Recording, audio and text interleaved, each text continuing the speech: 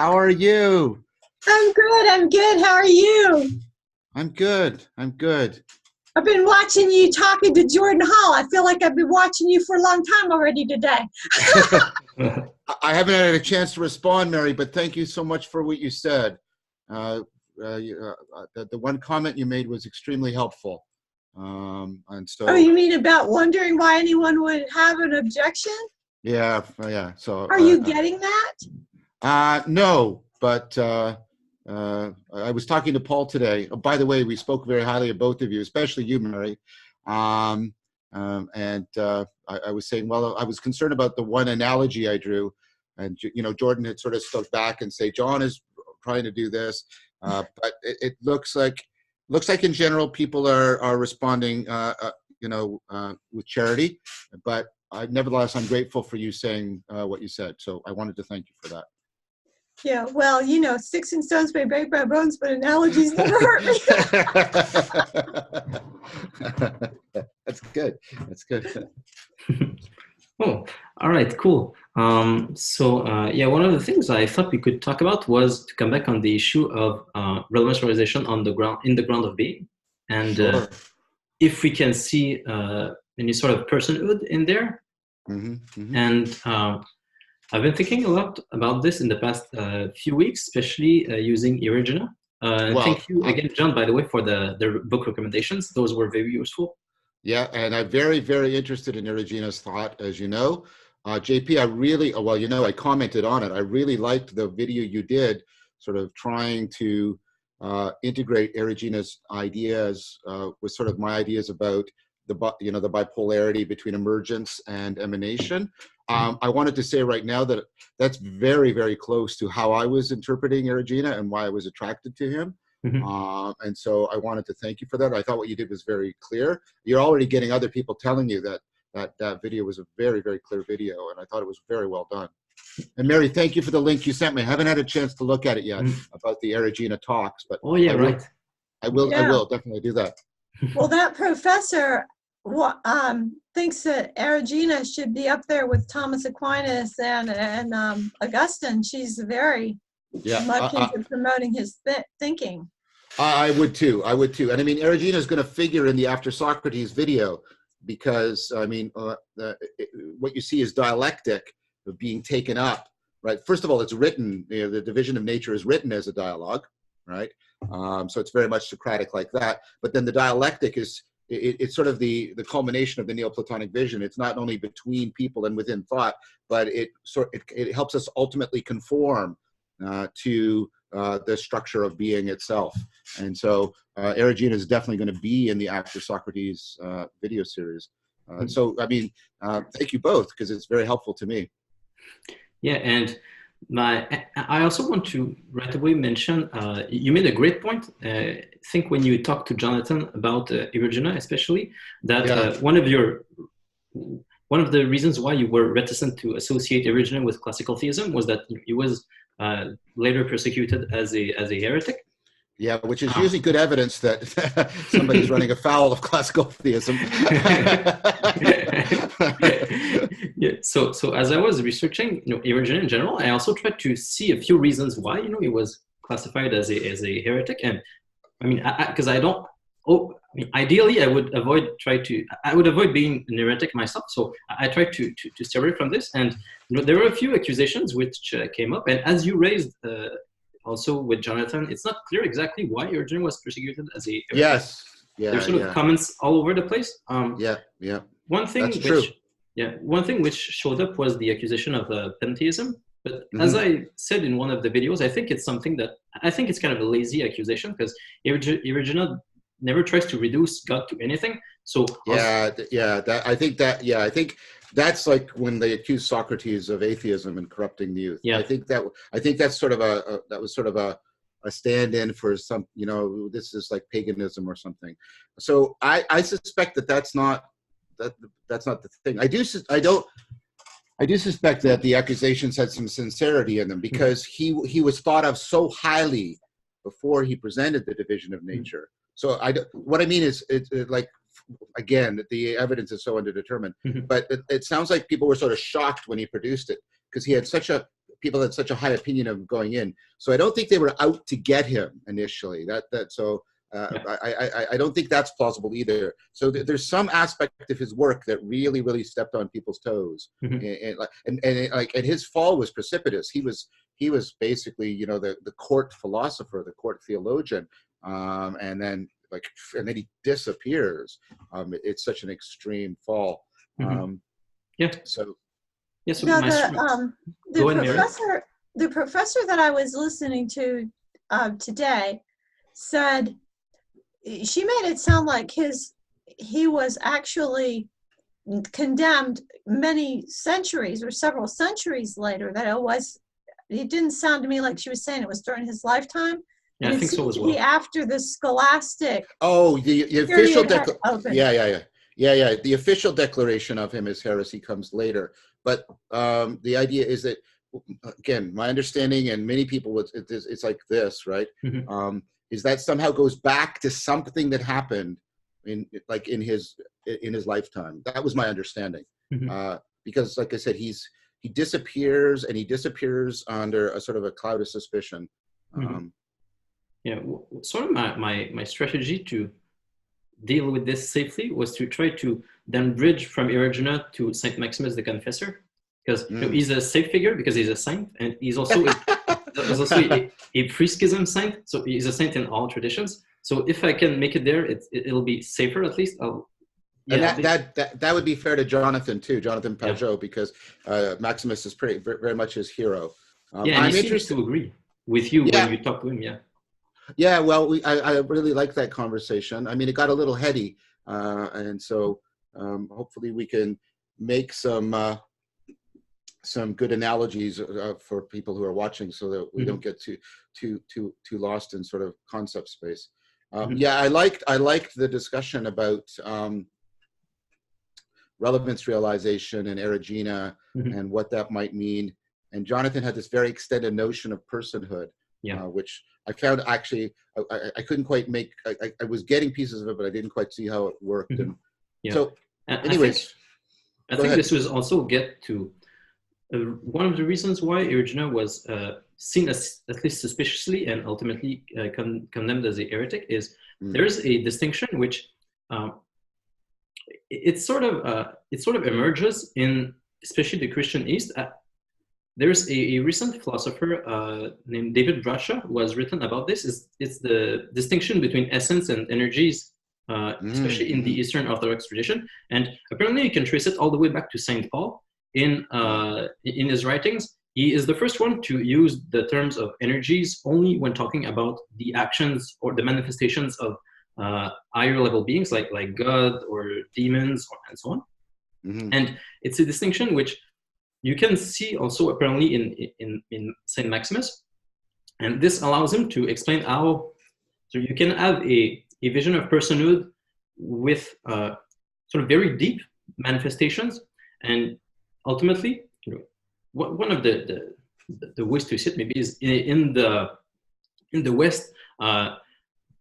There was as you point out, John, a natural supernatural distinction which became clearer and clearer, and then fully articulated with Saint Thomas Aquinas. Whereas in the East, instead of having a very clean-cut two-world mythology, it was always more of a continuous cosmos, where the distinction, let's say, between God's essence and his energies is not like at one level you have essence and then at the other level you have energies. The energies sort of always recede. It always depends on where you stand and how you can look at it. So even anytime we can start with something simpler, maybe like when my essence and my energies, like I'm a human and I can, as a human person, as a human hypostasis, I can deploy I can manifest the energies of the human nature.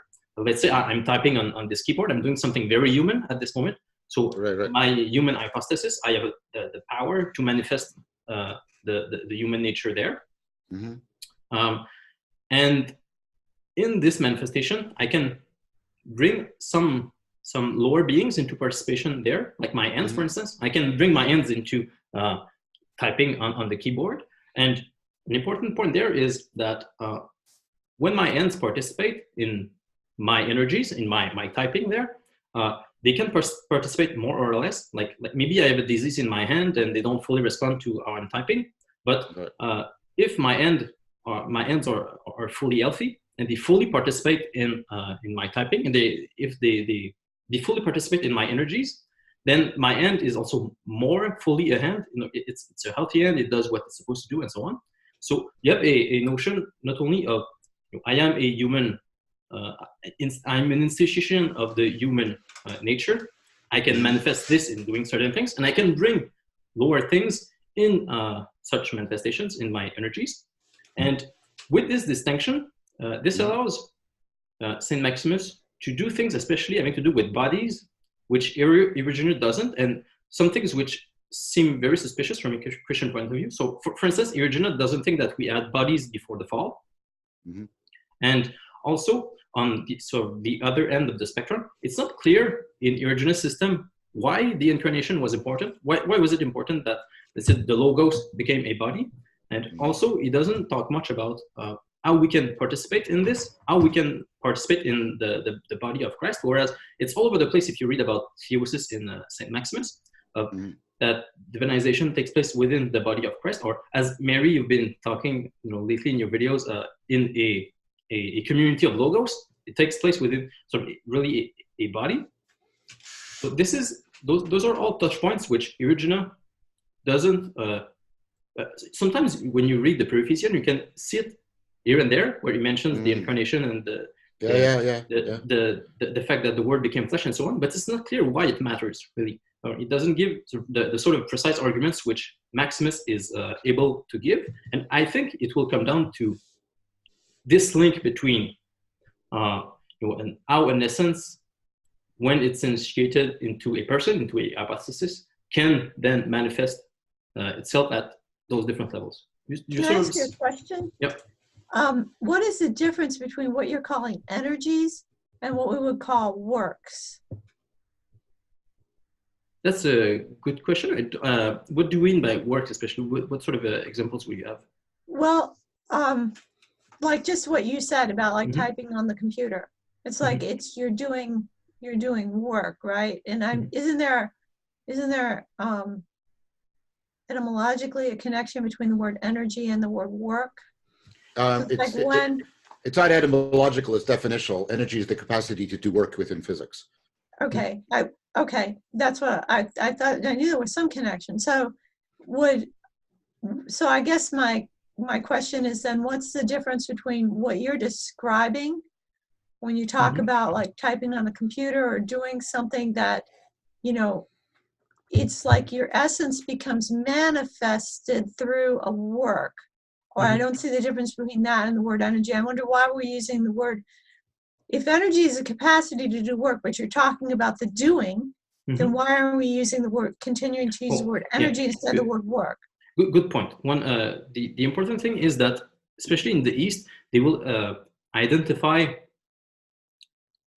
in a, I guess, in non-logical way, the hypostasis with the energies. So in the case of God, for instance, if you participate in God's energies, you do participate in God. So, but you don't participate in God's essence. Is that the idea? No, not in his essence. We humans never reach God's essence. We can participate to diverse degrees in his energies. So let's say even the mere fact that we exist is signifies that we're being held in existence by the ground of being. So we participate in the energies to this extent, but we can participate more fully. Let's say, like when I was talking about my hand, my hand, if it's sick and not responding properly, it's still part of, it can still participate in what I'm doing, but to a lesser degree than when it fully obeys, when it fully becomes part of me. And but I'm interested in the participation the other way, JP. Yeah. Maybe Mary is too. I'm interested not so much how your hand can participate in things. I'm interested in is the relationship of participation between the dynamics, because that's what you would say in Aristotle, between the dynamics of your hand and your essence.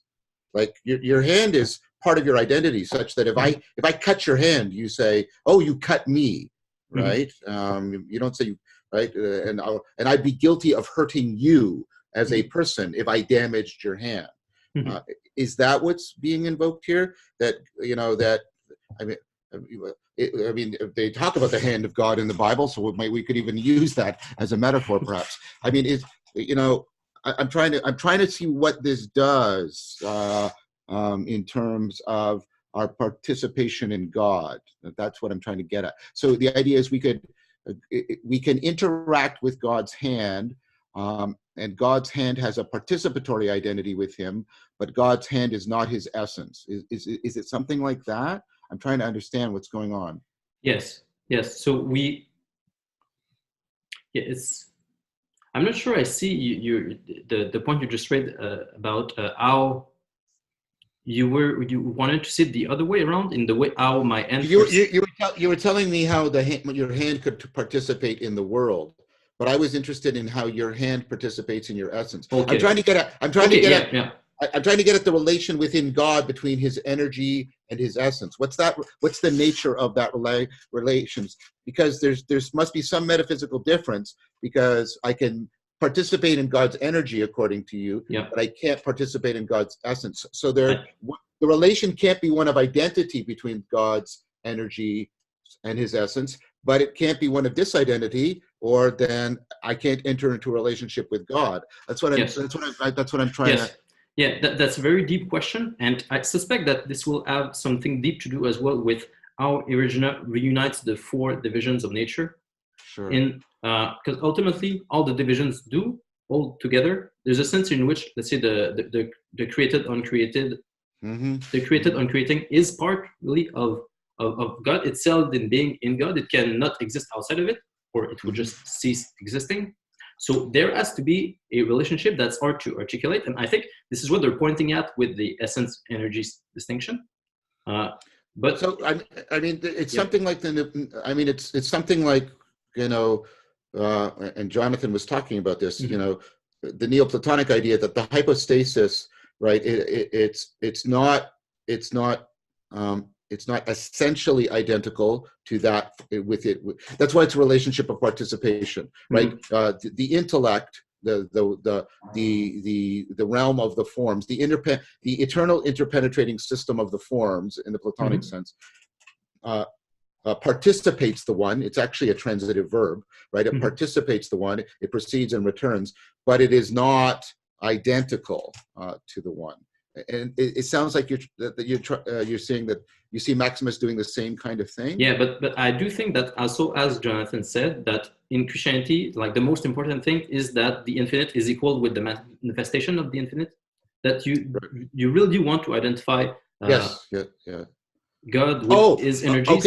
Okay. Now I see. So you're suggesting that the participation of God's essence into His energies, it does not have the diminishment in being that the Neoplatonic process of emanation has. Yes. I see. Yes, that I would say that's really key. Yeah, okay. I would say that that's really key. So,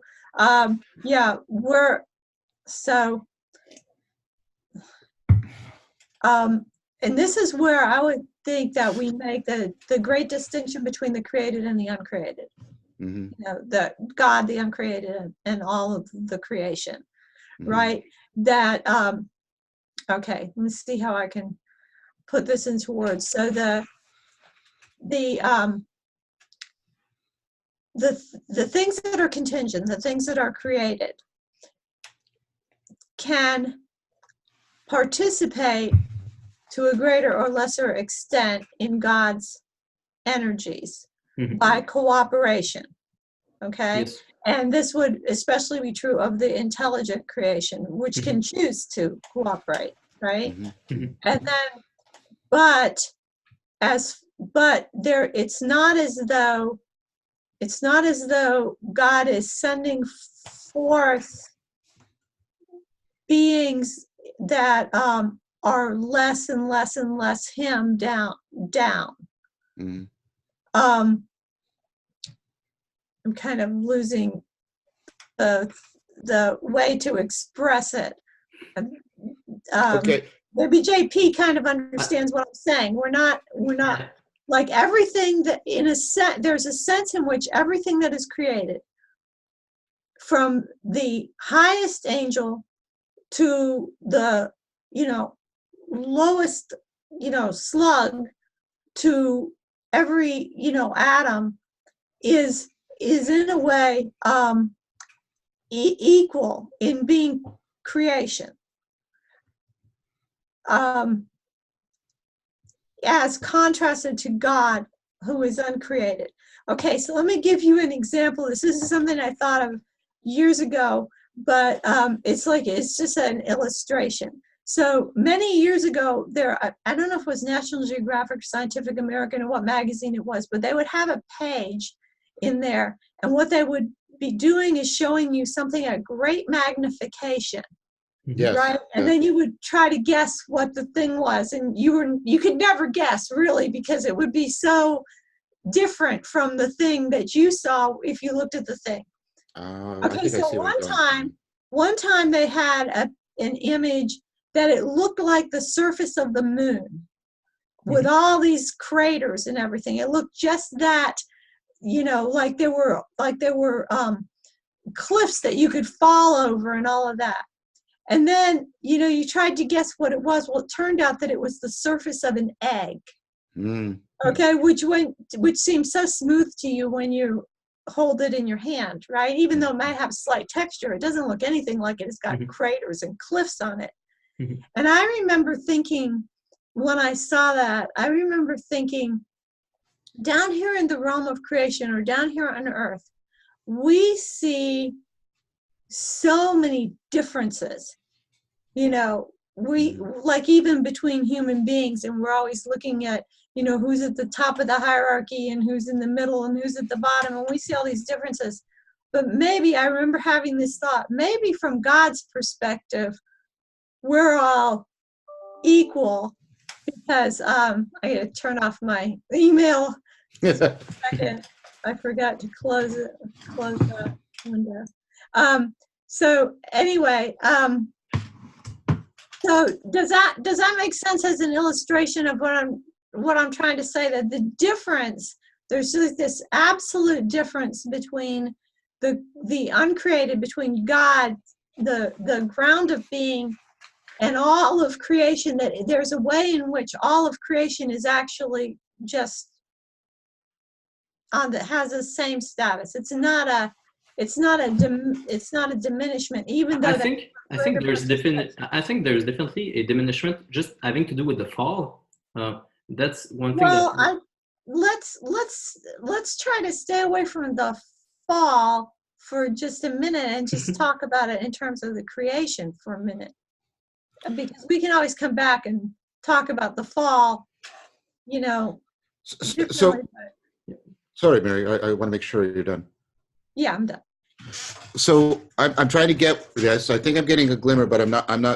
It's not clear, because I'm trying to. And I mean, this was a point that Jonathan was also. He was trying to, emphasize that there's kind of that Christianity sees goodness throughout, whereas Neoplatonism sees a diminishment as things emanate. Right. Okay, and so. So there's that. Now, one of the things that, of course, for me, a deep so in Neoplatonism, you have the procession, you move from singularity, which is not the same thing as a single. It's kind of like the singularity of the Big Bang, right? It's that kind of, right? It's all intelligibility back to its ultimate unity, etc.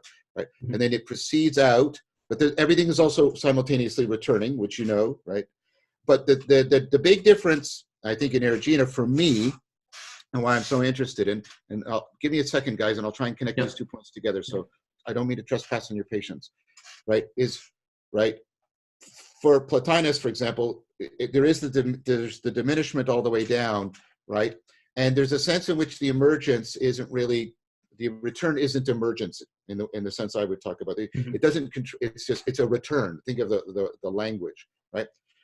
So, for example, if I go down in Plotinus, I get at the bottom, which is pure, right? Pure lack of form, pure matter, and for Plotinus, that's pure evil, right? Mm-hmm. But what I see in Eriugena is no, that's for him, right? That's the way you're explaining it too. I think you agree with it. That's the inexhaustible, right? Mm-hmm. And that's from which an emergence is just as, if you'll allow me this word, and I don't mean to trespass on your guys' space, but the emergence upward is just as sacred as the emanation down, mm-hmm. right? Because the emergence upward expresses the inexhaustible, in a sense, and then the emanation down expresses the ultimate unity and integrity of intelligibility. Mm-hmm. And both of those are worthy of sacredness. Is that?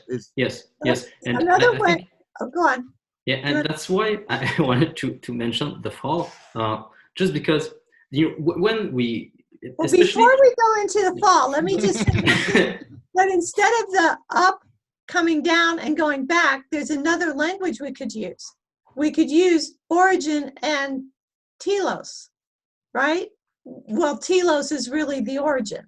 Right. So we could talk about beginning and end, alpha and omega. Yeah, I mean, I think... Yeah, I'm interested. Yeah, I mean, I think they should... I think the vertical ontological and the horizontal historical actually should be sort of triangulated, because in Eriugena they're supposed to be triangulated into something that transcends both of them, in my understanding. So I think using both is good, but I think they pick out different aspects. I don't know if this is important, that point right now. I guess what I'm interested in is what Mary said first, and I also want to hold off before we get to the fall, if that's okay. So I'm trying to understand, Mary, because I can see, I was trying to capture the smoothness of the egg as one way in which it's sacred, because the smoothness points towards the oneness of the intelligibility. But the differences of the egg, is all those differences actually generate all of the capacity for things to emerge, for new things to happen. Mm-hmm. And that's also worthy of being thought of as sacred, just as much as the smoothness of the egg. The dappled, it's like Manly Hopkins, right? The dappledness of things is just as much a sacredness as the smoothness, if I can use your metaphor. Is that doing justice to what you were saying? Yes, all creation is good. Yes, but there, I'm trying to get that there's two different. I'm struggling with the language here. Go ahead, JP. I'm talking too much. Go ahead. But I definitely agree with the two. The fact that there is emanation from God, from the ground of intelligibility, and emergence from the ground of being, and the two meet, the inexhaustible and the ground of. When they don't meet, they completely interpenetrate. Yeah, right. They completely interpenetrate. Yeah, and at every place where they meet, then things exist, and creation exists. That's right, and that's the dialectic. That's the dialectic in creation. Yeah. Yes, and this is why this is where participation can come in as well, because we can frustrate this ourselves if we do not participate in being properly. We can avoid the emergence from reaching what it should. Yes. And this is why I wanted to mention the fall and theosis also ultimately. I think that this could be one of the reasons why my end example was a bit messy at the beginning, because I'm not perfectly identified with my manifestations, and similarly, right now you can say that the emergence and the emanation are not in the proper relationship because we're after the fall. But the idea is that especially the human being, especially in Eriugena, has the role of working in this relationship between the ground of being and the ground of intelligibility. We have the before the fall and then after theosis, we have the role of mediating between the two. So there's sort of a fracture in being. Yeah, I get that.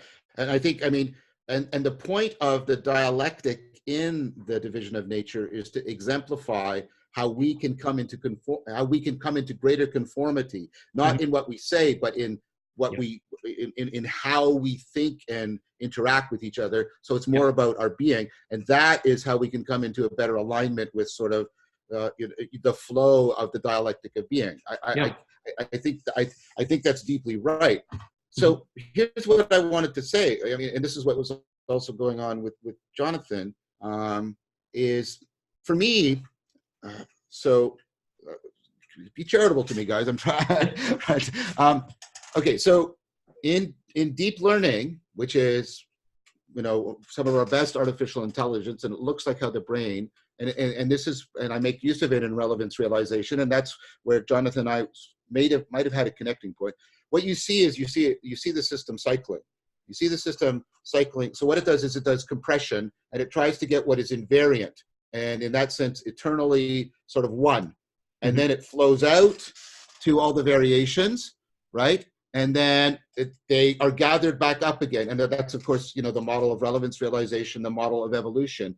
And for me, right, I was thinking, oh, that's kind of interesting, because that might be a potential way of seeing something deeply analogous, but which is what you and I have been talking about, JP, and you and all three of us last time, Mary, is that there's something analogous. It's an Augustine or an Augustinian idea that, that sort of not the content of our ideas, but the very structural functional flow of our mind is something that reveals the deeper structure of reality. So okay. You can see the flow of relevance realization as deeply conforming to Eriugena's dialectic of being. That's where I saw as a potential connection point between Jonathan and I. Is that fair to say that? Yep. Yeah. What did you want to say, Mary? I want to hear from you, please. Well, I want to say that, I like all of this stuff. I've loved everything you've done with the relevance realization. Okay, so if you talk about, so there's something deeply analogous between our mind and the structures of reality. Sure. Deep structures of reality. And I would say, and also the structures of reality all the way up, like all the way up and all the way down, right? So like we may find that there, like even like the formation of crystals or something like that is sure. I think the autopoiesis and relevance realization has a deep continuity with self-organization of the fire, etc. Yes, I think that. Yeah.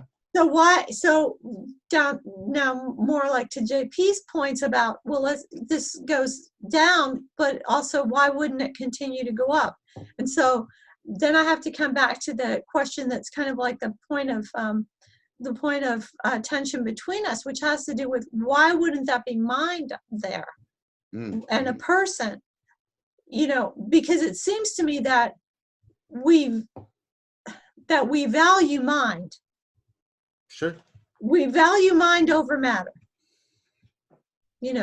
We value mind over matter because it's the mind that, to use Paul van der Klay's wording, right, colonizes the matter, right? So we value mind over matter. I'll give you an example. Like if someone injures me, let's say someone hits me and harms me in some way. Okay.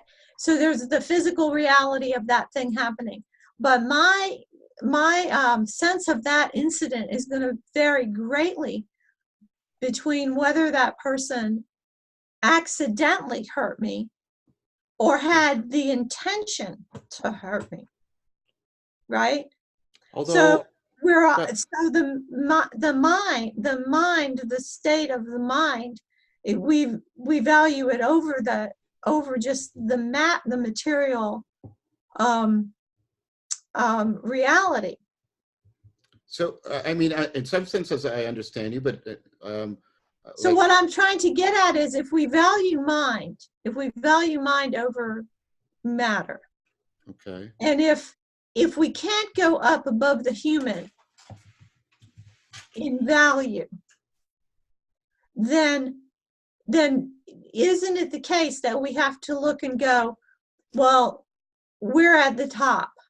The humans are at the top because we're the ones with the minds, and we're the only ones with the minds and therefore we're at the top. So, okay, now I see what you mean. Okay, so the idea is moral valuation. I mean, because there's other ways. There's because there's other circumstances where we give priority to the physical over the mental. Like if I'm causing you hunger, that's considered a greater crime than I'm just sort of insulting you and giving you a painful mental state, right? But I want to put that aside because I was misunderstood. I think the way I'm understanding you is saying the thing that we think is most inherently valuable in all of creation are people. Is that a fair way of putting it? Well, or let's say persons. Yeah, persons. Okay, right. And so if when you talk about things coming down, it sounds like it's something above us. But how can it be above us if it's not a person? In what way is it above? Well, I mean, it's above us in terms of, well, I want to go slowly here because there's many ways in which that could be answered. So I'll say one and then maybe give it. I mean, it's above us in that it's everything else is asymmetrically dependent on it. All right. So that means that if realness is actually is another thing that we intrinsically value, which I think we do, then something being more real in that sense, in that more of reality is dependent on it, would make it more valuable than me, even though it's not necessarily a person. That's what I wanted to say. I wanted to say, but we value. I think there's things we do find intrinsically valuable other than persons. I think we find things being real. The realness of things is inherently valuable to us too. I mean, I think that's a great Platonic insight that no matter what fulfills our desires, we have the meta desire that it's real. What fulfills our desires? Realness is we value realness for its own sake, right? Mm-hmm. And so when you say that other things are dependent on this one or this being or whatever, I'm not sure what language you're using for it. When you say dependent for continued existence, dependent for the origin of existence, or oh no, yeah. So I mean, it's a ground. As JP said, let's stay in Eriugena, not just pure Neoplatonism. It is simultaneously the ground of being and the ground of the intelligibility of being. Yeah. Okay. So it's the sort. Everything is dependent. Everything I say is going to be over speaking here, but everything is dependent for it in terms of it being every being is dependent on it insofar as it's a being, and every way in which a being is intelligible is also dependent on it. Mm-hmm.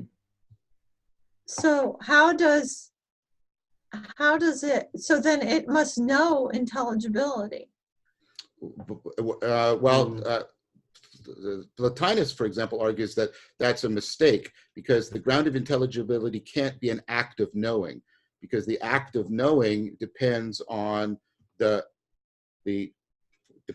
principle of intelligibility. For example, knowing is about a relationship between a subject and an object, but the ground of intelligibility is what ultimately unites and makes possible the relationship between subjects and objects. So it can't itself be divided between subject and object. Mm-hmm. So it can't therefore be an act of knowing. The ground of intelligibility can't be an act of knowing any more than the ground of being can be a particular being. Yeah, I think that's why in the East they put it in the energies rather than in the essence itself. And I think we can go back to, Jonathan said this even about just humans. No, it's not, let's say the fact that I am the instantiation of a human nature and you're the instantiation of a human nature that makes us conscious individually. It's the fact that we interact between two different human hypostases. It's in our manifestations that there is consciousness, that there is what we typically talk of as personhood. And I think it will be the same thing in the case of if we talk about the ground of being. It's in the East, they can remain apophatic about what happens in the ground of being itself, in its essence. And there's a sense that I mean, I want to keep talking to you guys because it's great, but I don't want to dismiss that. I think there's a sense in which we should ultimately all recognize that there's an aspect of this before which we should have a kind of referential silence. I don't want to dismiss that aside. Let's keep talking, of course, because I think we're doing something useful here. But I just wanted to put that in because I think that's important to say. Yeah, I agree. I think that's a very wise thing to do, and that's why all that they will really need for classical theism, at least in the East, is that we can use the modern term of relevance realization in the manifestations of the ground of being, and we can remain apathetic about what happens within itself, let's say, the relationship between the ground of intelligibility and the ground of being, and what happens between the relationship of them, in themselves. I don't know. We won't reach this point anyways. So then it becomes more of a question of how is it that the ground of being manifests itself? Does it do it in a way that looks like relevance realization, that in a way that we would associate with personhood, or would it rather be something like emptiness, like the Buddhist one, for instance? Yeah, so I'd be happy with that. And so the way in which I could talk about that might upset you guys is I would say, well, of course, a non-theist would say that often we will enter into personal relationships, and perhaps entering into a personal relationship is a valuable way of disclosing certain aspects of the one, or the ground of being, the ground of intelligibility. I'm going to use the word one, but I'm going to be using it in Eriugena's sense, not just in Plotinus's sense, because we need a term of reference here for what it is I'm talking about. And so I think the more important issue then might be what you want to say.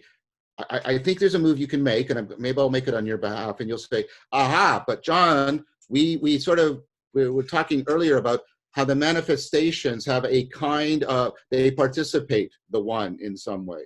So there's something, if the personal relationship participates the one, then there's something being disclosed about what the one is, even though it's not part of the essence of the one. Is that the kind of move you're trying to make? Is that? Yes. Yeah, okay, and that's then very good. The only remaining move that we may or may not make, and it's very obscure, it's sort of in like a medieval dispute in the East in like the 14th century, but the move is that the same sort of manifestations, which let's say we see between us and the one, could well hold within the one between let's say the ground of being and the ground of intelligibility. This is a door that could be open as well, that there could be a deep continuity between the manifestations we observe, between humans and the ground of, between humans and the one, and also within the one himself. But we can, I think lots of Christians would be happy to remain apathetic about this part. Okay, so let me give you an example of what I'm talking about. So I sort of spoke on your behalf, and you said you thought it was charitable. Yep. So let's take like Vedanta as at least something that's officially supposed to be a non-theistic, because Brahman is impersonal.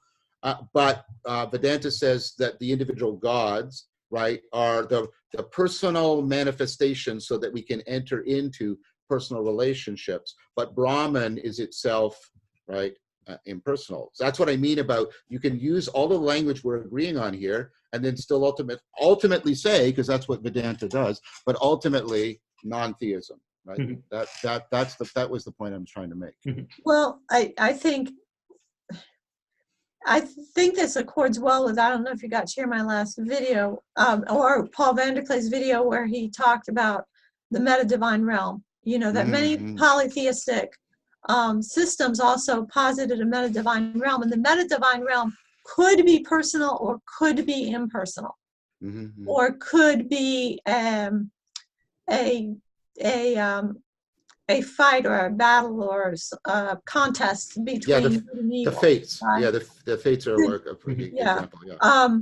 So, we know that when we are talking, like if we go back to classical theism, even when we're talking, say, about the Trinity, when we're talking about God, God as God, and God, the three persons in God, that we know we're talking analogously, analogously to person, and yet there's a relationship.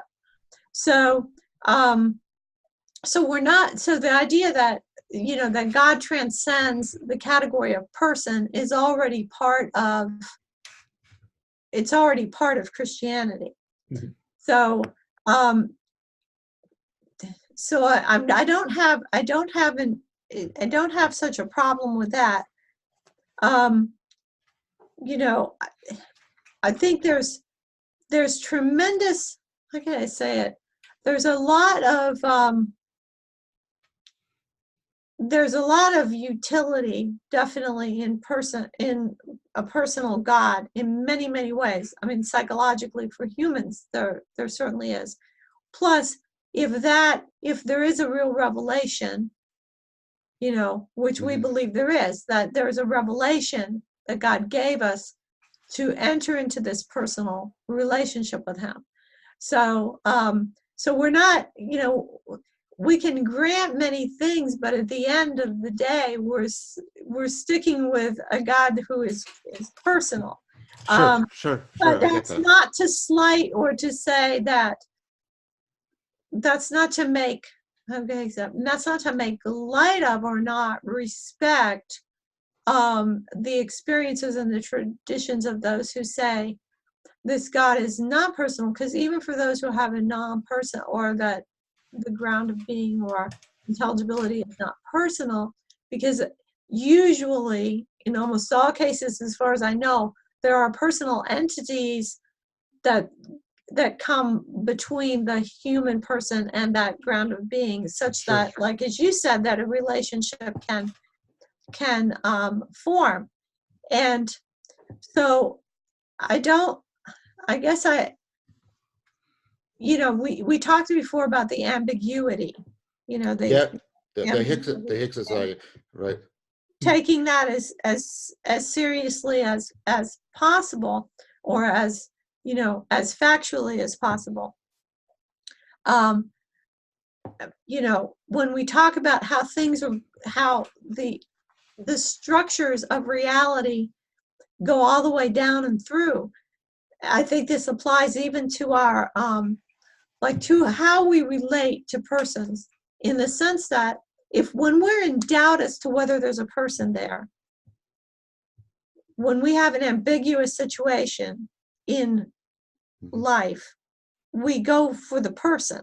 For example, I use this example in one of my videos. If someone is going to knock down a building and they're in doubt as to whether there's a person there, they don't knock the building down. Or trying to think, I'd use it. Oh, a hunter out in the woods, if he sees a movement behind a tree and he's not sure if it's a deer or a person, he doesn't just shoot, because it doesn't matter if it's a person. So we opt for, when we have an ambiguous situation in life, we opt for person.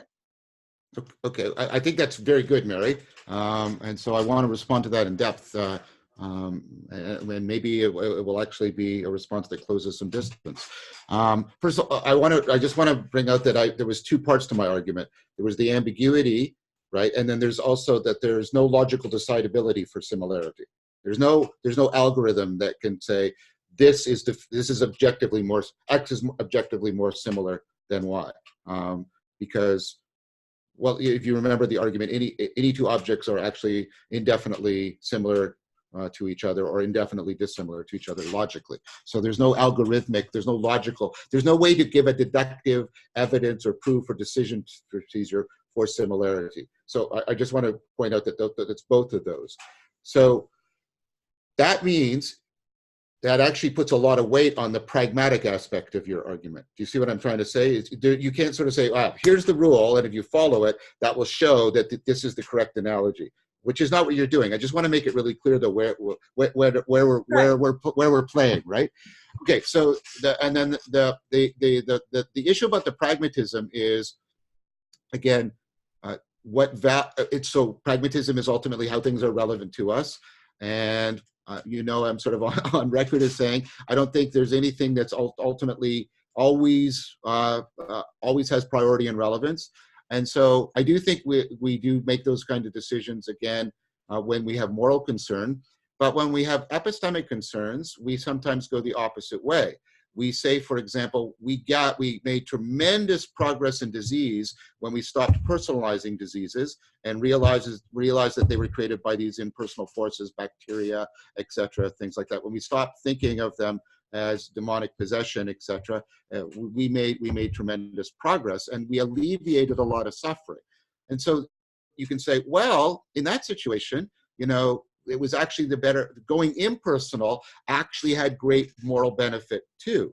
And so the right thing to do there was to actually do what we did, which was to go impersonal, and thereby we were able to alleviate so much more suffering than when we treated the unknown thing as if it was a person. So again, see what I'm not trying to one up you, Mary. I'm just trying to say no, it's good. I appreciate it. Yeah. I'm trying to say,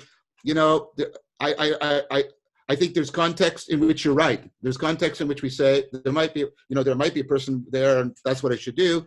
But there's other contexts in which it turns out, sort of taking the risk that it's an impersonal thing has actually had huge moral benefit for us. That's why I tried to give that example. Okay, well, what about in the arena of gratitude and Thanksgiving?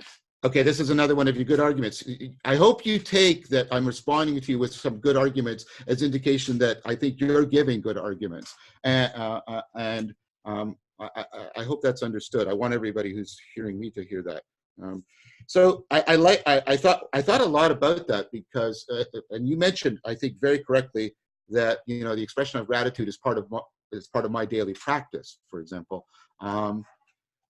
And I was trying to think about, so the idea is, first of all, I want to make sure I understand you. So this is not a challenge or criticism. This is an open question. Is the idea that part of the phenomenology that needs personhood is that people experience deep gratitude, and it's not to another human person, and it's not to a collective, a bunch of you, but there's a sense of gratitude. It's real, and there needs to be what word do I want to use? Someone. There needs to be there needs to be a someone to whom the gratitude is directed. And so what I need, my question is, what's the nature of there needs to be a someone? Is it the idea that if there isn't someone there, my gratitude will sort of dissipate and be frustrated? I'm trying to get the phenomenology that you're pointing to. Well, I come back to if there's a person versus if there's not a person. So for example, which would be the better option to say thank you to a person who is not there, or to fail to thank a person who is there? Well, so I get your point. We would generally say it would be better to fail when there's no person there than fail when there is a person there. I get that, and I want to acknowledge that. But here, Spinoza famously said in the Ethics that the wise man desires nothing less than to have God love him in return. Because if he is desiring for God to love him in return, then he's not actually loving God for being God. He's not actually loving God as a pure expression of the goodness of being. And so, well, what are you loving? Or are you not loving a who? No, Spinoza's God is much more. I think you could make a really strong case that because it's God or nature. Right, for what Spinoza means, the things that we have separated in terms of God and creator and God and nature are actually ultimately just one thing, God or nature. And that is what he means by God. And so he's not loving a who. He thinks he's arguing that if we actually care about the truth as truth, then we should love the ground of being without desiring that it love us in return, because only the love for it without wanting the love in return is actually the love of truth. Because if it's anything else, I'm not loving it because it's true, I'm loving it because of what it's doing for me. That was sort of the idea. Well, you know, in Christianity, we do say that we love God for who He is. Mm-hmm. That it's a much more less developed form of spirituality to be loving God because of what He does for me. That kind of thing. So but that God is deserving of love for who He is. That's yeah. So okay. So let's at least say there's something close between what your Christianity and what Spinoza is saying. Well, and then as long as what I am loving is good, like the truth is good, then can I not love it and be grateful for it without it being a person? Well, I mean, there's a difference between grateful for something and grateful to someone for the thing. Yeah, but why okay, but I acknowledge there's a difference, but our question is, which one of those is the one that is happening in, for example, in my phenomenology, right? I experience deep gratitude for the goodness of the ground of being, for the ways we've been talking about today, and for the ground of intelligibility. And I don't desire, because I'm a deep devotee of Spinoza, I don't desire that it love me in return. In fact, for me, that would be a diminishment of both what my love is directed to and of my love. Well, I understand that. I mean, I understand where you're coming from. Well, thank you for saying that. Okay, so where do these things you're grateful for come from then? I mean, we get into questions about, you know, basically cosmological arguments about that. So the part of the reason for the ground of being is also the origin of being in Christian thought. So, yeah. And one of the reasons we say that there has to be, and this is apart from any other distinctions about God, like Trinity or anything like that, is that there was a willful decision to bring things other than God into being. That makes sense what I'm saying? That there was just God, and now there's other things other than God that have a real existence, that really have an existence. Not that they're not held in existence by God, but that they're given by God a certain kind of freedom to be actual, to make things happen in the universe, and to be causes in their own right. Right. Secondary causes, but that the first cause is a decision. So it seems to me in your ontology you're lacking an explanation for, as was it Leibniz who said, why there is something instead of nothing? Okay, well, there's two questions here, and one is sort of how did it all get started question. I'd like to put that aside because I think that's just going to get us into arguments about, you know, a scientific origin story and a non-scientific origin story that I don't know if we could make much progress on that.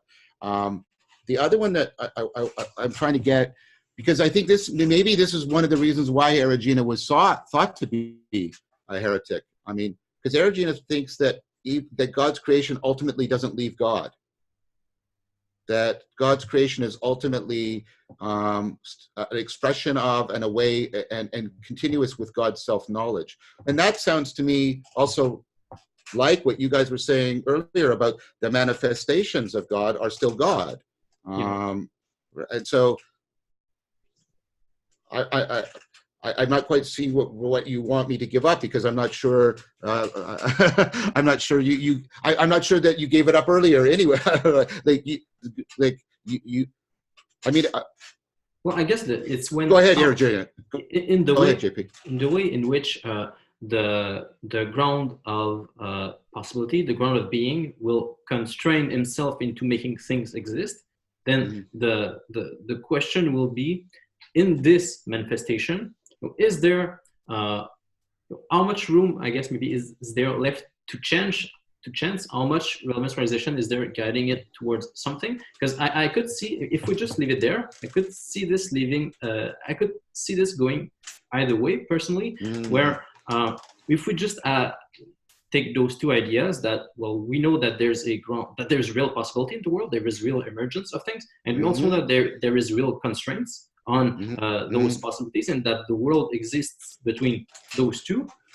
If all we have is this, it's sort of an empirical question to see where will all this meeting of emergence and emanation lead? Where will this end to? Maybe this meeting is conscious, maybe it's not. If that's all we have, I think it could go both ways. Yeah, I think, I mean, I want to acknowledge that, because I think we're all coming at this, and one of the reasons I like talking with you guys, we're all coming at this with humility, and we're all acknowledging we don't have arguments that foreclose or anything like that. So yeah, I see that too, what you just said, and I do like the idea. That's why I switched from similarity to conformity. That I can put aside my worry about similarity if there is a sense in which, right, my mind can conform to reality, not in the content of mind, but in, like I say, in the very structural functional flow of my mind. It is conforming to the structural functional flow of reality. And that to me is a powerful thing. I think that's very close to theosis, by the way. This participation. I think so too. I think that's what theosis is as well. I think all of this is good, and what you just said. I guess even though I've been responding to Marianne, challenging her, I also respect her concerns.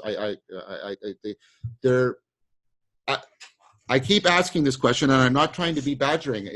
Even after we do this, I have a sense that you guys, I sound like some sort of alien species, that you guys have a sense that calls you beyond where, if you'll allow me to personalize this, where I am, and like I say, there's some, and I use this term very broadly. There's something in your phenomenology, and Mary's happy to use that term. I know. Maybe I can tell you a story. Okay. Recently, I spent a few months in France earlier this fall, and I had the chance to go to a special mass that was organized for all the students in Paris, and there were like 3,000-4,000 of us maybe. And this was in a fairly big church, an old church, all made of stone. Beautiful building. So we were so many people, we couldn't even really sit down. We could either sit right on the floor or stand up because we were so packed. And there were lots of also clergy there. There was like a few bishops, several priests. There were also servers and so on. I know there was a great choir, lots of incense and all that stuff. So it was a very involved, lots of people very intricately involved. And I remember there was a precise moment in the mass where I looked up. We were singing some hymns. I don't remember which ones. And there's a very sort of living continuity in what we sing there. There are some songs we sing are like hundreds, or I don't know, maybe even more than 1,000 year old. Some are in Greek, some are in Latin. So there's like deep historical depth to them, right? Yeah, that people have been saying from the beginnings of Christianity, but we also have some more modern songs.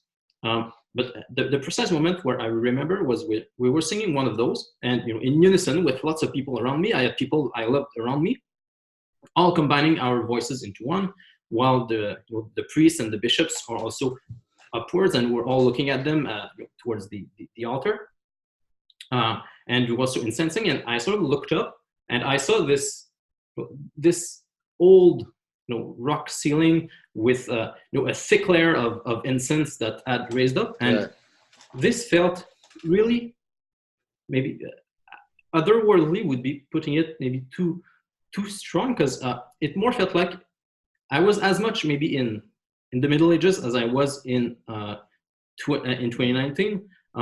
It really did feel like, when I was talking especially earlier about Saint Maximus and his view of theosis occurring within the body of Christ, where this this movement of between the ground of intelligibility and the ground of being, which was sort of broken by the fall, and then the idea is that when Christ became man, he went all the way down to the bottom of things, to the ground Jonathan's of point.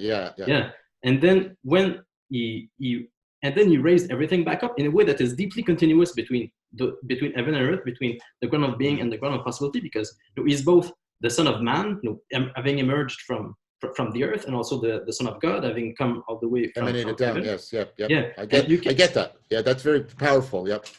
And then he raised us all up by allowing us to enter into communion with them. So he became very close to 12 people, made them his friends. And then when after he died, those people, those apostles founded churches. So they made loving connections with people under them, and this established a hierarchy. Ultimately, I would say between heaven and earth, and also a strong movement in history in which I can take part. And by entering into this, I get a strong sense of theosis, where I participate in something that is much larger than me, that is not just about me, and that makes me automatically want to love more everyone around me. Sure, and I think that's deeply important, but I've had those experiences, and many people have had those experiences in which, again, they feel deep self-transcendence, they feel the affordance of wisdom, connection, communion, they feel connected to something much greater themselves, and many of those people don't come out of that with having a sense of encountering a being or encountering God or anything like that. And they can have, I mean, I had an experience very similar when I went to Delphi, and I stood in front of the Omphalos, and people have been there for millennia, and you have the part of it goes down into the ravine, into the earth, and part of it reaches up into the sky, and you get the sense of the continuity, and you know that Socrates had come, the people have come here and asked about Socrates, and all of that is there, and you get this, I've had, I think, even a sense of being called beyond myself very deeply connected to the emanation and the emergence. This is why I talk about this stuff, because I've had these experiences. So again, this maybe your ontology really is rich enough to encompass the whole phenomenology, and that's another possibility, because ultimately, I think this is one point, especially when we talk about the personalism of the ground of being. I suspect maybe now that I may be even a bit closer to you than to Mary, because maybe I think I was too rash in saying that lots of Christians would be happy with the deep continuity of relevance realization up until the ground of being. I think in the East, that's true. Most Christians would be happy to leave it that, well, God is both person and beyond person. Even maybe the idea that, well, the Father in himself is only doing relevance realization with the Son and not really maybe within himself. I don't know, maybe you could play with this. Well, I mean, he is called the Logos, and that would work. That would go very nicely with what you just said. Maybe this is better left to particular theologians. I mean, I want to ask you a question, John. Can I? Please, Mary. I just want to acknowledge that I do feel like we got a little closer, all three of us, in an important way. And I don't mean just affectionately. That's happening as well. But I just meant, I think, JP, you often use the metaphor of bridge building. I think the chasm was less chasmous that the bridge has to go across, if I could put it that way. Yeah. Please, Mary. Okay. I really like all the stuff that you've said about the way that human beings are prone to, that the machinery of relevance realization can be hijacked, that they're prone to these perennial problems, and how the religious traditions have honed the psychotechnologies to help them to deal with that. Yes. Okay? I think that. Did I say all that correctly? Yes, you said that very well. You often interpret me very well. So here's my question. Here's a question, though, that I have, is that when I hear you talk about the purpose of religion as being to for wisdom, as a home for wisdom. Wisdom and agape, because I argue that at the end too. Okay. I think what I think about that as a Christian is that that's not the primary purpose of our religion. And I can't really speak that deeply about other religions, but I'm sure this is true for Judaism, Orthodox Judaism, and for Christianity, is that for us, the primary purpose of the religion is worship. And the wisdom, whatever the wisdom effects on the human person are, that we would see them as a byproduct of the worship. So that, classically worship is seen as the virtue of justice as applied to the relationship with the divine. Does that mean treating the divine appropriately? Is that what you mean? Appropriately, in the according, if you want to put it in a crude way, giving God what he deserves. Sure. And then we carry that further in the Christian tradition and say we can't give God what he deserves, so we have to. So Jesus comes in to give himself to us so that we can give him in a sacrificial way through the Eucharist back to the Father, so that then we are giving God what he really deserves.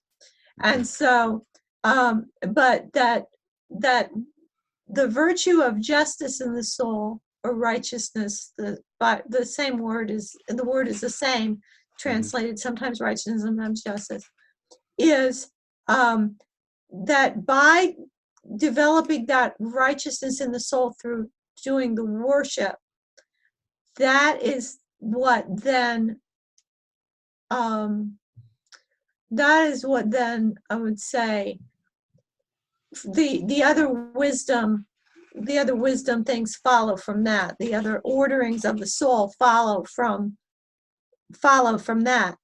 But the primary purpose of our religion is not, I'm saying this because you talk about the religion that's not a religion, and Sure. the wisdom and getting the wisdom and the meaning but that's I just wanted to say that we don't see that as we don't see getting wisdom as the primary purpose of our religion. Does that make sense? And I'm not trying to say that anything that you've said about it is not correct. No, just I get that. Add this extra element that it seems like a bit of a truncated view of our religion to say, well, the purpose is to gain wisdom. Is that? Sure, and I get that. I want to ask you about it. I mean, I could cite some biblical stuff like, wisdom is the principal thing from the book of Proverbs. So right. So you're right. And I'm not saying that wisdom is not high up there as a priority, just that it's not the top priority I want to be fair to you. Of the religion. So let's do so if you'll allow me a way of talking about this, because I need a way of translating this into, the phenomenology, because I don't want it just to be a circle of doctrine. I'm not saying you're saying that. So what I'm doing, I'm trying to translate it. Okay. Right. So part of what you might be saying is part of my phenomenology is I feel called to worship, and that being called to worship, I take to be the primary thing of my religion. And that I wouldn't even just say call, but that I sense, we talked about creatureliness as part of the sense of the numinous, that as a creature in relation to the Creator, I am obligated to worship. That to not worship is to not be fully a creature. But that sounds to me like the ultimate standard is, again, the fullness of your being. That you can't come into a fullness of being unless you're into the right relationship with God. So, for example, this is tricky. So, you say you are. I'm trying to get above, I was trying to convey that with the sense of being called, in the sense that this is the right thing for me to do, right? That it's appropriate and right that I should treat what's ultimate. I mean, maybe Paul Tillich's language, that I should only, I have to treat the ultimate with ultimate concern, and anything less than ultimate concern is not treating it as ultimate. I'm trying to use language that I can sort of make work that's not specific to Christian doctrines. So is it something like that?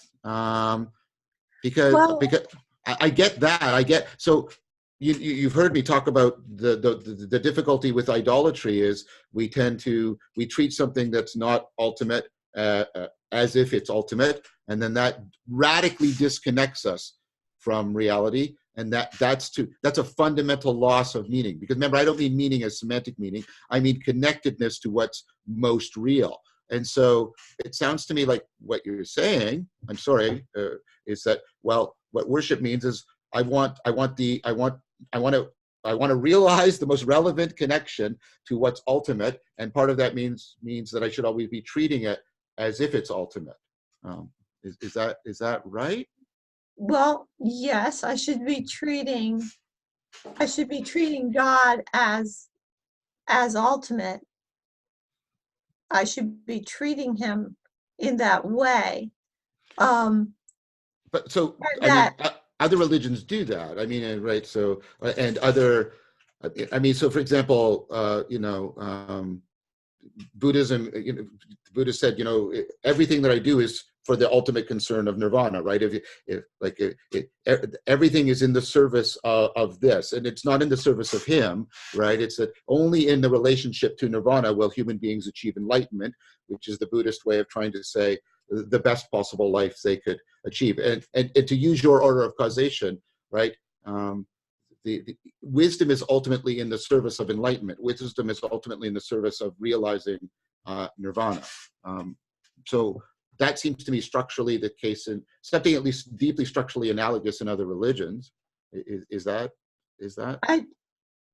I'm not familiar enough with other religions. I'm sorry. I don't mean to put. No, and that's fine. No problem. I have many holes in my education. Well, but, we all do. But I just want to say that if you ask, what is Christianity? And so there are some Christians who would say, if you ask them, what is Christianity about? They'll say, well, it's about getting saved.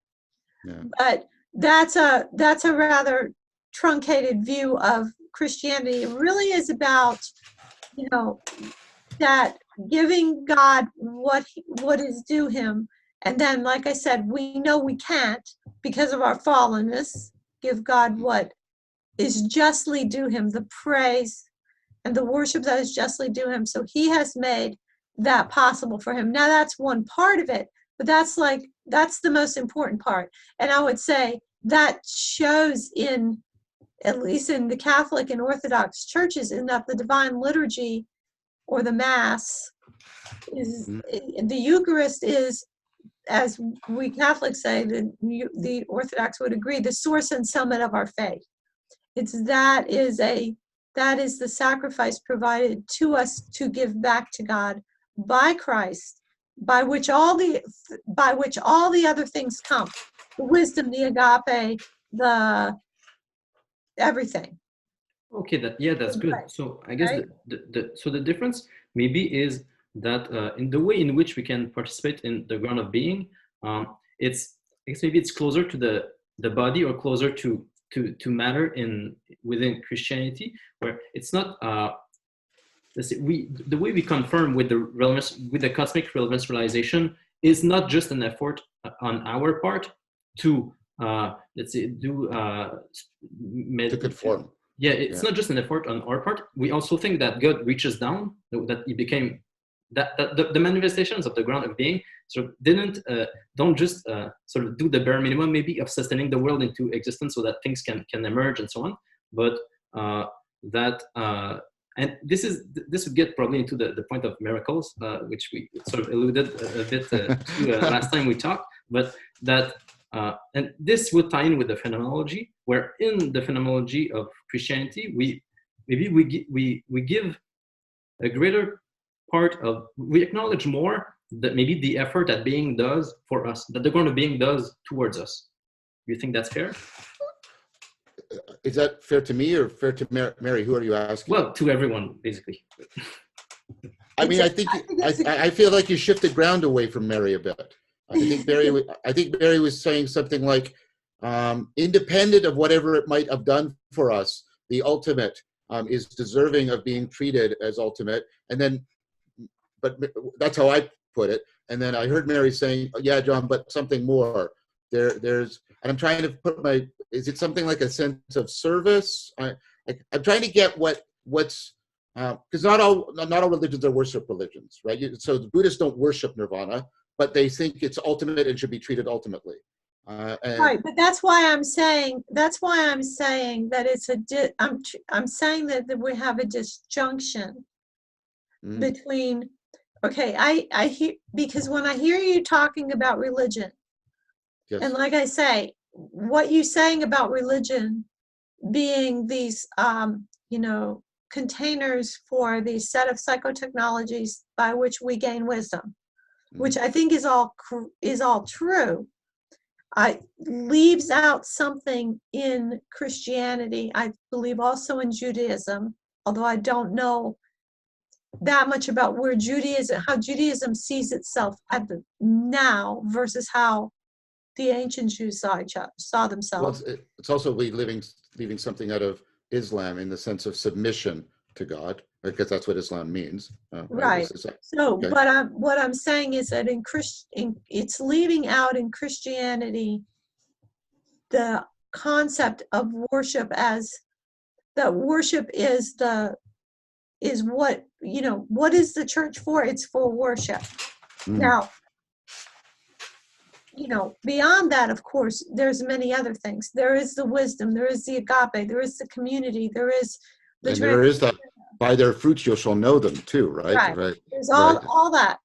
But what it's for is worship. That's why when Christ establishes a church, he does it at that Eucharistic sacrifice with his disciples. It's the core thing. I guess maybe this is part of it then. And so I want to tread very lightly, and I have to go soon, guys. But so you want to, I'm totally. I think it's the Neoplatonic idea. It's in Plotinus. We have to treat the ultimate ultimately, and like I said, that's clearly in other religions. And then there's something more you want to add here about. It's not just relating to what's ultimate appropriately. There's a sense that God needs to be given things. Is that what you're saying?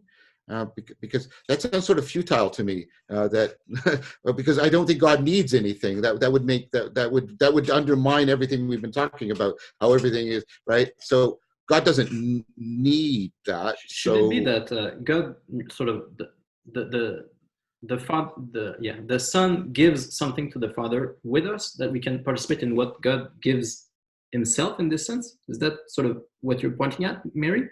Well, remember when we were talking, and I don't know, we did this, and also when I was talking to Karen, talking about a lot of times when we talk as Christians, we talk about Jesus loving us, how much Christ loved us, that he sacrificed himself for us and all, but that the primary love of Christ was the Father. That it's his love for the Father is what was most in his top priority, even over and above his love for us, that it was out of obedience to his Father, out of love for his Father. So that it's the love between the Father and the Son that is really what creates everything, because it's the creation is for the Son. It's or that the Son would have something to give to the Father. So it's what creation is for the Father and the Son is a way that the Father and the Son express their love for one another, and then draw us into that love that they have for one another. And we've been speaking Christianese here, but we can translate it in terms of the ground of being and the ground of intelligibility. sort of gifting themselves to one another through us. But then we're back to what we were talking about before, and I think we might have lost something in the circle, because I've already said that I think part of what I was arguing for when I was arguing for wisdom and religio is to fall deeply in love with being for its own sake. I mean, that's why I invoke Spinoza. And how would that? I would say as a Christian. So let's see if we can do the translation back and forth. So I would say as a Christian that to fall in love with God is then to want to give to God the praise that God deserves. But God knows that I cannot do that. And so God provides for me the means to do that. Okay? That's the sacrifice of Christ. There's many other things accomplished by that, and you know that in Christian theology, but I'm just sticking with that one. Yeah, I'm not trying to say that you're making an exclusive claim. You totally take that totally for granted.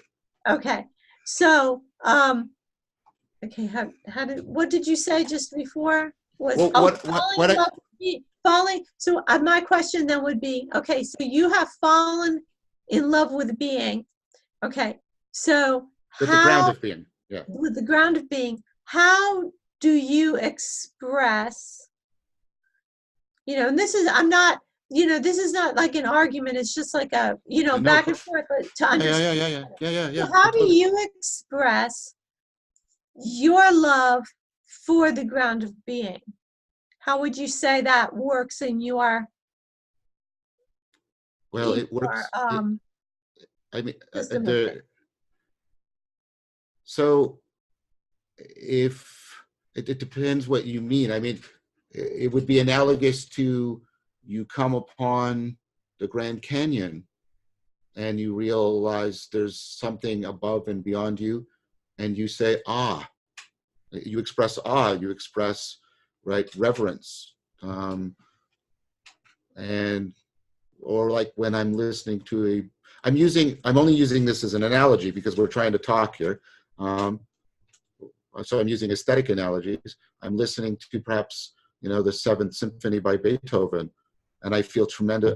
It causes me to sense a depth of things, and I love that depth. I just feel the love of that depth, and I appreciate in both the senses of value and understand and grow, because appreciate means all of those, and I appreciate it very, very profoundly. That's what I do. So I kind of get it. So because to you the ground of being is not personal, then just merely having the personal experience that you're having of appreciating, of feeling connected to it that way. Deeply.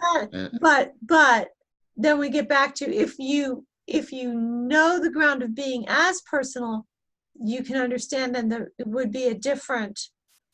would be some phenomenologically different responses to a person versus the non-personal. I get that. I get that. I totally acknowledge and understand, I think, that you want to say in worship, I'm doing something other than what you're doing, John. But what I'm trying to get from the other way, but that's after you've concluded that the ground is personal, which to me is to get the cart before the horse. I want to know what it is. And maybe this is where you have to ultimately point towards revelation or something. I want to know what it is in the phenomenology that then first that calls you to attribute the personhood. I don't want to say personality because that's the wrong word.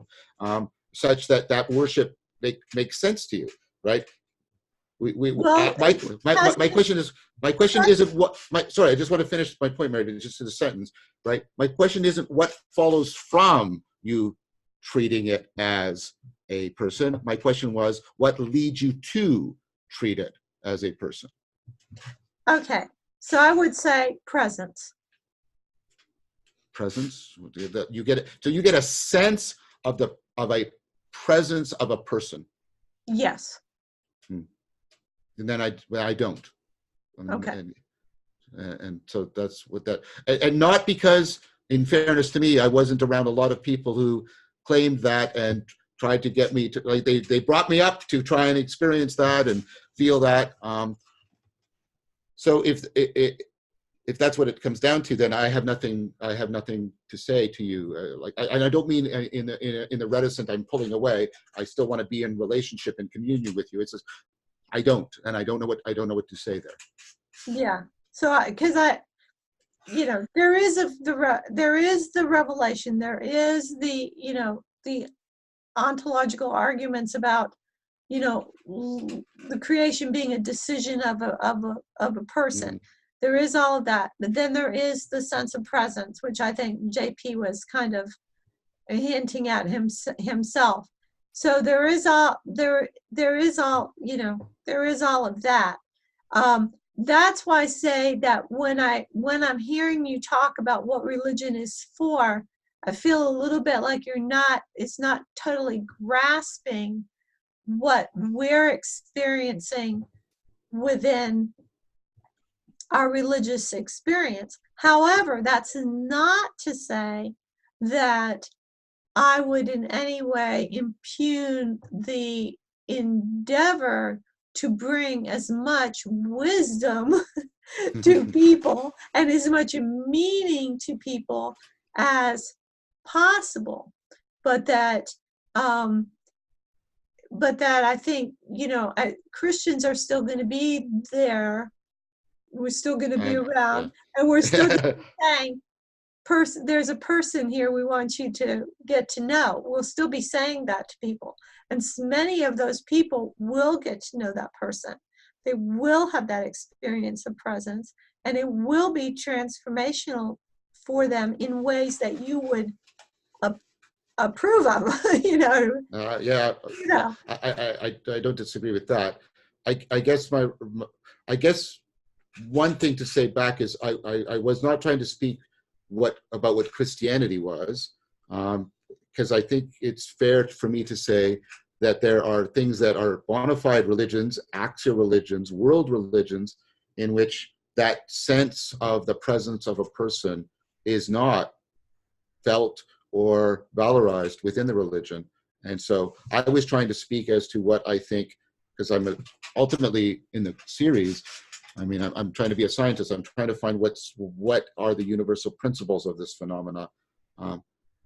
That doesn't mean that that's not to dismiss everything that we've been talking to, or the decision point that we came to. I think there's a way in which, Christians should keep doing what you're doing, but I wanted to understand why, for me, if I'm trying to talk about religions and not Christianity, that can't be a defining feature for me.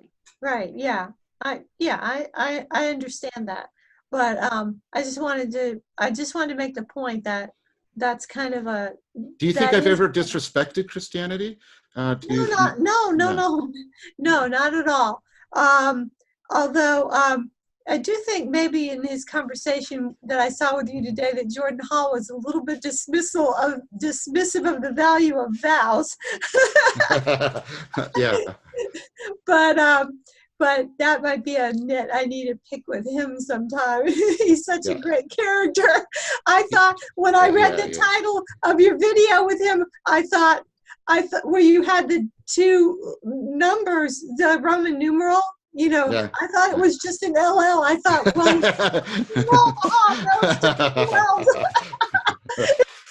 I realized, oh no, it's a Roman numeral. I thought he's making his name smaller and smaller all the time. He's such a great character. And I was listening to the conversation. I was outside and I was listening, and when you were saying to him how much you liked what he did, and you were both laughing, I was just laughing right along with you. He is becoming a really an important friend for me, and an important colleague. Yeah, I think he's a valuable partner in the project that you're attempting. And I'd like to ask some more questions when we talk again about how you see certain practicalities in a societal way, how you would deal with certain practicalities of your project. And other people have been asking me that. I've done a whole bunch of interviews around the sort of societal aspects, and some of that will be available, and maybe you get a chance to listen to some of it. I don't want to be presumptuous, and then we could circle back around to it, because I'm very happy to talk with you two again. I should go, guys. I was supposed to stop at 8:45, but I didn't want to stop because I felt that, like, Mary and I were triangulating to sort of a really crucial, and so I will acknowledge, I guess maybe formally and explicitly here, that that is the piece of the phenomenology that, at least with reference to Christianity, or maybe the Abrahamic religions is fair, that is not part of my experience, and not for lack of people trying to give it to me either. So I don't know what that means, but yes, now I see what it is, I think, you have in your experience, and how you have it in your experience, and why you place the value you do upon it. So I think you have answered my question in that way, Mary. Thank you. Well, thank you, John. It was great. Yeah, thanks, JP. Yeah, thanks to you both. It's always a pleasure. Okay, guys. I was wondering if this time, in addition to it being on your channels, both of you, you could send me it, and I could also upload it to my channel. Yeah, I can send it to the both of you, probably sometime tomorrow morning. That'd be fantastic. I'm at a conference, speaking at a conference tomorrow, so that'll be fine for me. So okay. We will. Well, I'm sure we will all talk again. I enjoyed this thoroughly, and thank you very much. I appreciate everybody's, affection and respect and charity and entering into good faith discussion. I deeply appreciate it, and I'm thankful for it. Yeah, and thank you both for your work as well. Thank you, JP. Bye. Good night. Bye, guys. Bye, guys.